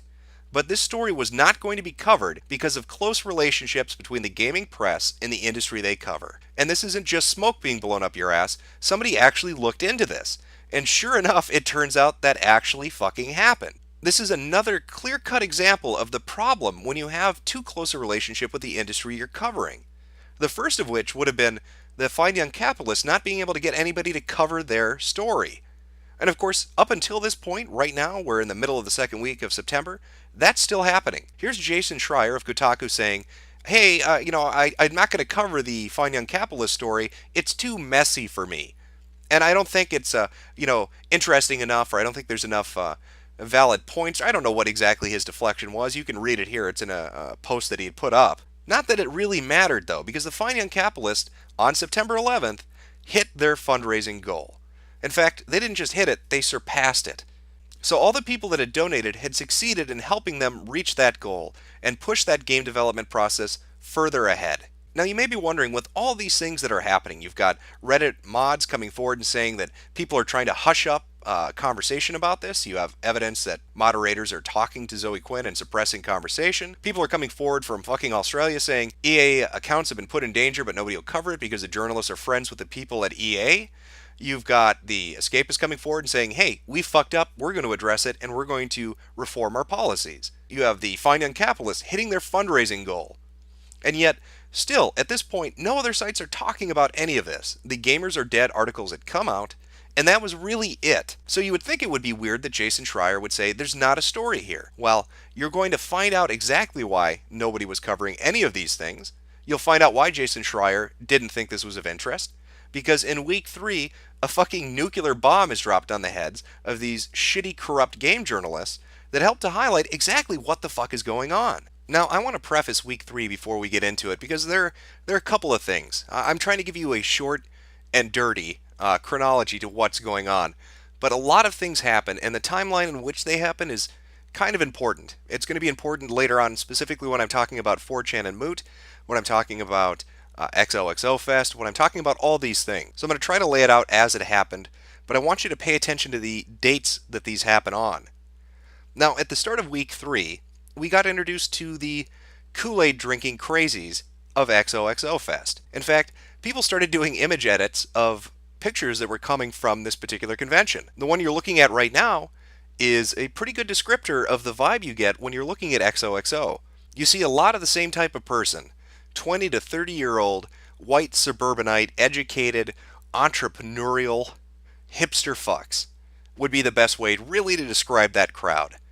And then mix in a little bit of venture capitalism, and that's pretty much what you have. But a lot of the people who attended this have been related either directly or tangentially to Gamergate itself. You had people like Leigh Alexander from Gamasutra who was there.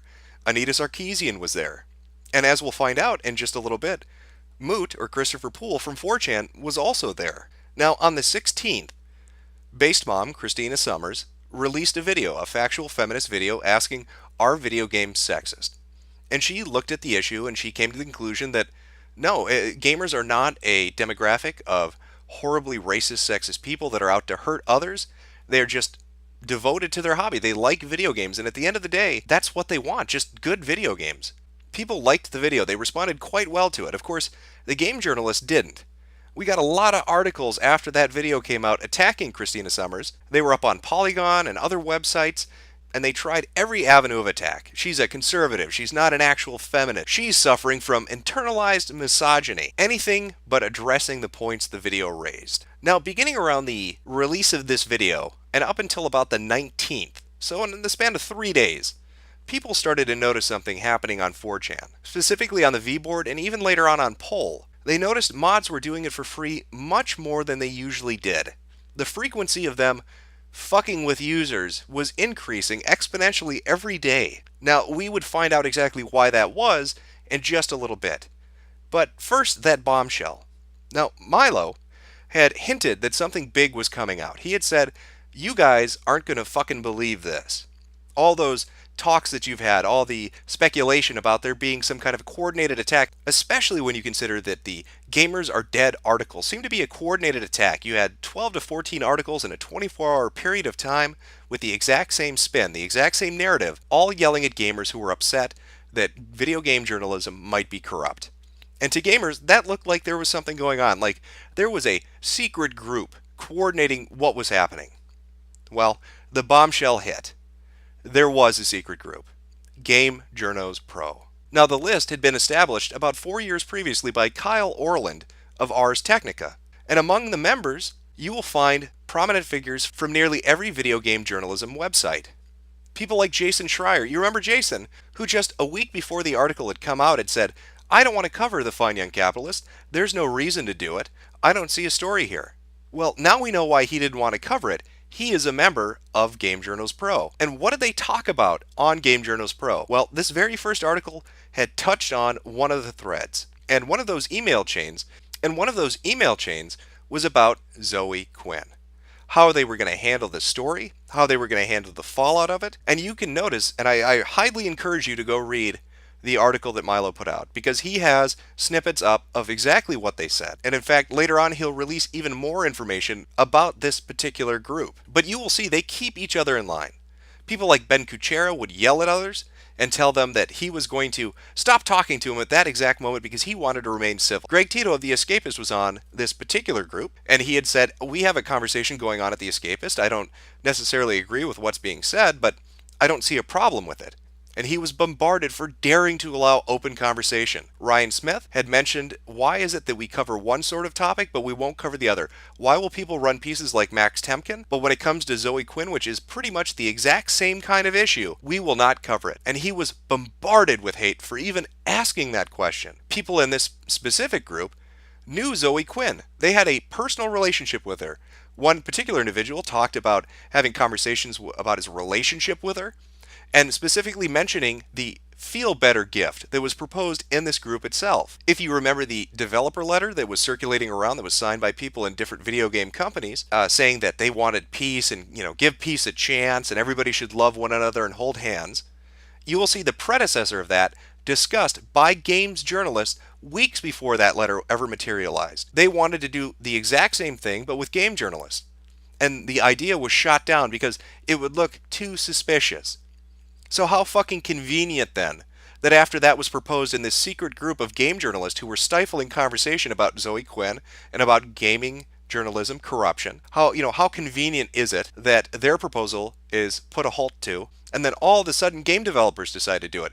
It's almost like they used their connections and personal relationships to get game developers to do it instead. Remember, in week 2, we had the story about somebody saying games journalists wouldn't cover a story about a forum being hacked because they were friends with people at a video game company, with the developers. So it's clear that there is an incestuous relationship going on here, that there's collusion taking place here. This was a damning article.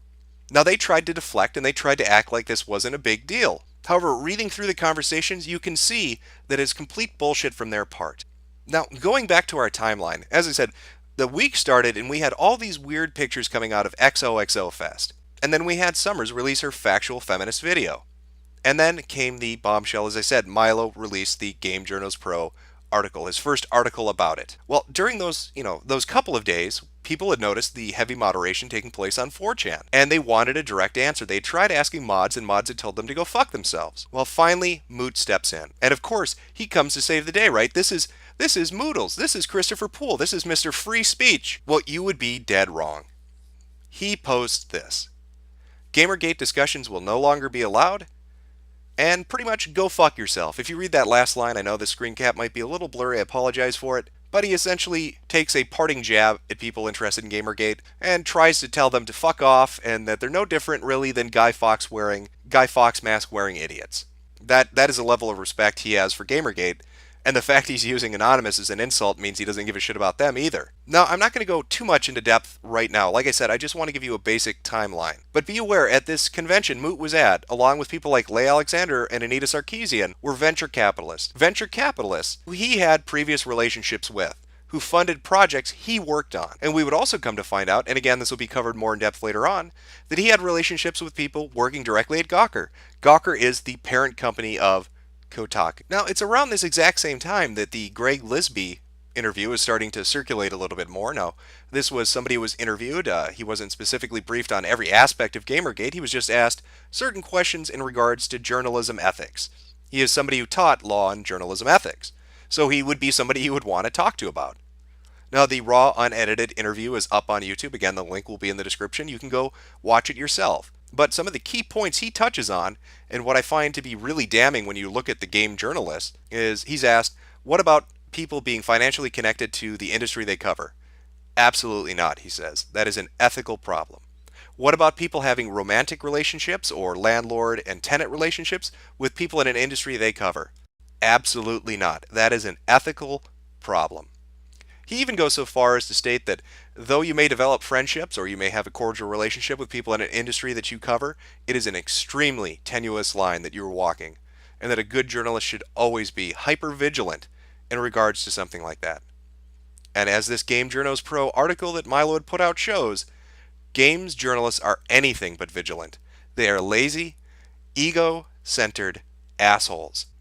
Now, I don't want to make this sound like I'm applying this as a blanket statement to every games journalist. Now, we've seen a lot of them step up and say, either I have problems with this, and you'll see that in the leaked emails that's up on the Breitbart article. Some people in that email chain said, hey, you know what? This is wrong. I don't want any part of it. There is a wall that should be put up between myself and a subject, and this is a breach of professional ethics. Other people would come out later and say, I didn't like it, or I wanted no part of it. People directly questioned it. So there are good games journalists, but there seems to be an atmosphere or an attitude in this particular industry where those people are suppressed and not really allowed to talk about it. I mean, my God, look how they treat each other in private. It's no wonder the majority of them don't want to say anything in public. They're going to get shit on in such a way that their careers will be over. Now, if you thought week 3 was already over with, you'd better hold on to your asses, because when you look at the entire month of September in review, from the period of the 14th to the 21st, was a massive amount of activity. From articles being posted to public stances being taken from different individuals inside and outside of the industry. Take this niche gamer article from an Xbox dev. One of the people who worked on the Xbox design team weighed in on Gamergate. Again, it's a fantastic article and it gives you an inside perspective on how they view these issues. But of course, Milo wasn't done either. After releasing that first Game Journals Pro article, he had one more to pop out. And this one has to be read to be believed. The emails that prove video games journalism must be reformed, and even looking at that title quote, who here hasn't slept with a PR person or game developer, am I right, helps to highlight one of the issues with games journalism. It is a two-faced nature of them telling their audience that they're misogynist and racist and sexist and horrible, yet behind closed doors they will make jokes about sex and jokes about unethical behavior, and there's no consequence to it whatsoever. It's fine for them to do it, but not okay for us to do it. They're going to chide us and profiteer off telling the core audience that they're flawed and that there's something wrong with them. And that little voice most people have in the back of their head telling them not to be insufferable pricks 24 hours a day seems to be missing from a lot of these people. Just take a look at the deluge of articles I had mentioned against Summers for her video. Now, one interesting thing about the social justice warrior mentality found in a lot of these gaming journalists who are at the core of the problem we're dealing with is they can dish it, but they can't take it. This quote is from the Polygon article about Summers' video. Summers is also fond of insults. She tweeted that I am a mansplainer and invited me to address what she describes as her ideas. Others added that because I question the views of one woman, I must be a misogynist. One person compared me to Napoleon, the pig, not the emperor. I am not the first person to face the wrath of video game sexism deniers. Well, I think the person who wrote this article needs to listen and believe, you mansplaining misogynist. It is yet just another example of how they can fling shit, but they cannot handle it being flung back at them. If you read the email chains that they have between themselves, you'll see how they laud the idea of closing down and heavily regulating comments. They cannot stand when people give them criticism. They cannot stand having to answer for their actions or their statements. It's also by this point in September that we start to see that the people who have been writing and mass emailing advertisers are finally having an effect. Now, there were few that already had come out and said, we're going to pull advertising from these different game journalism sites, or we're not going to associate with them because it's bad PR. But then we see something like this from Rock Paper Shotgun, essentially begging for money. Rock Paper Shotgun is now running the equivalent of a Patreon account asking you to directly pay them money for merely existing and writing terrible articles. And yet, still there's even more in this third week. The admin of Funny Junk takes a moment to shit on Moot's head and laugh at the fact that he can't handle people talking about something that personally might offend him. In fact, the admin of Funny Junk invites people to come and mock him. And this is just a reminder that Funny Junk is one of the only places that has allowed free discussion about this, up there with The Escapist and a few other image boards and websites. But Funny Junk has had that position from the very beginning. You can talk about whatever you want, put up the content you want to, and we're not going to interfere in any way. Now, most people have probably noticed by this point that NeoGAF had refused to really allow any discussion about this. People have been banned from the forums. Conversations had been shut down repeatedly. Well, it starts to come out that maybe NeoGAF had a reason for that. This article that was put up on TheRalph Retort talks about NeoGAF and the site owner allegedly illegally selling content to Kotaku for a profit. Now, they had done this action, and then if you look back at the timeline of these events, had changed their terms of service agreement to allow them to do it. But the fact of the matter is, this article points out a timeline in which they had sold the information and then altered the terms of service to make it allowable. Well, bravo, NeoGAF. And of course, who could forget about Dina?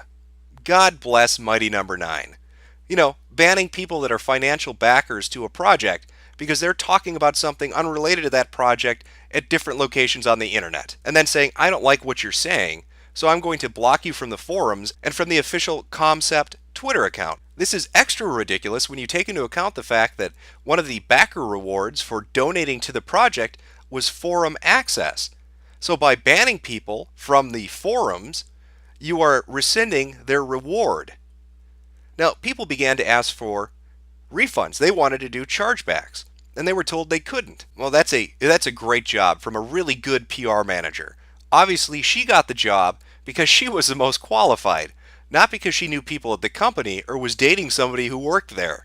That would be insane. And if you're interested in reading more about how the Mighty Number 9 shitfest is now continuing into Gamergate, feel free to read the Ralph Retort because they have an article up about that as well. And this all, of course, brings us up to the current week, week 4, or the very end of it.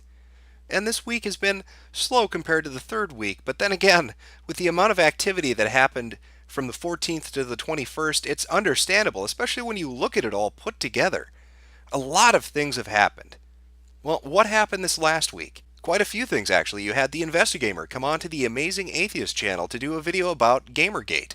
In fact, a lot of prominent atheists have spoken about this, and it's understandable because I think at the core of it, they see a similar thing happening right now. Now, I was able to do a live stream about 2 or 3 days ago with King of Pole, and he had somebody on named Koss, and Koss had mentioned something that we had joked about all the way back around the time of PAX, and that was the idea that they were going to introduce the term Gamer Plus. Now, atheists know what that means. They dealt with it with Atheism Plus when social justice warriors come into a community and shit it up. Well, Koss actually said that he personally views the use of the term player as a more apt title. So essentially, instead of Gamer Plus, it would be player.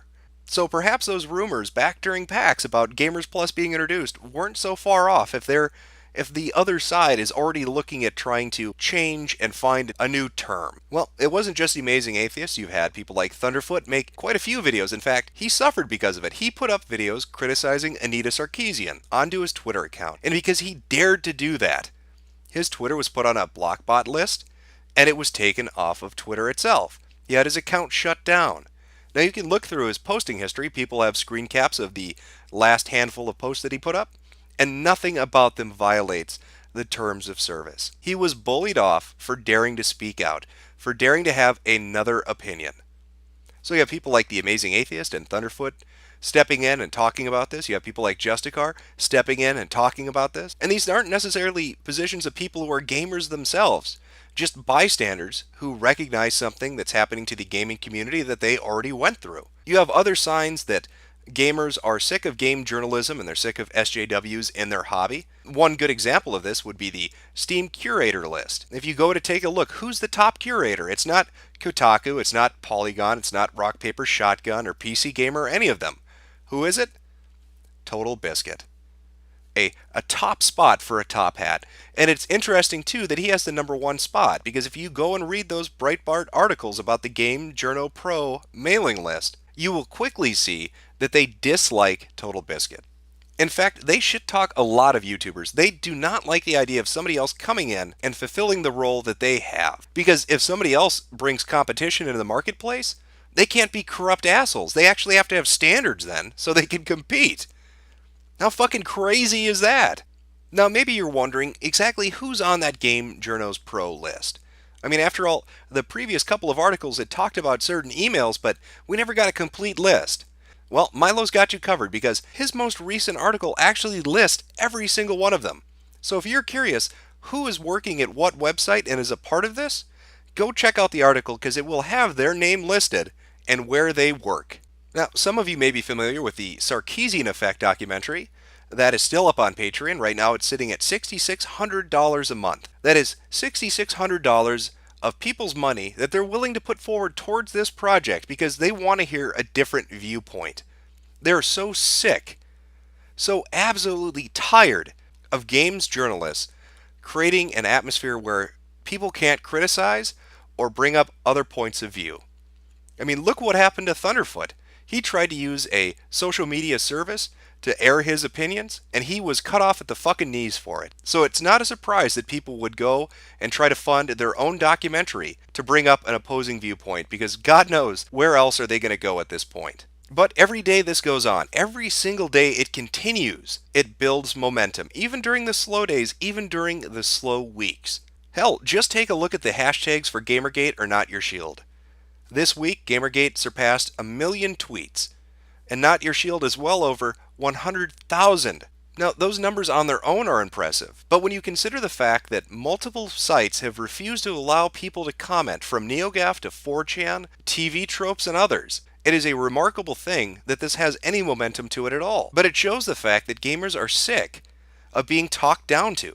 They are sick of corrupt people trying to act as if they don't have to have ethical standards. They are sick of people acting like the indie scene and games in general don't have issues to them. These past 4 weeks have highlighted that, and it has been one thing after another, momentum building upon momentum, bombshell after bombshell after bombshell.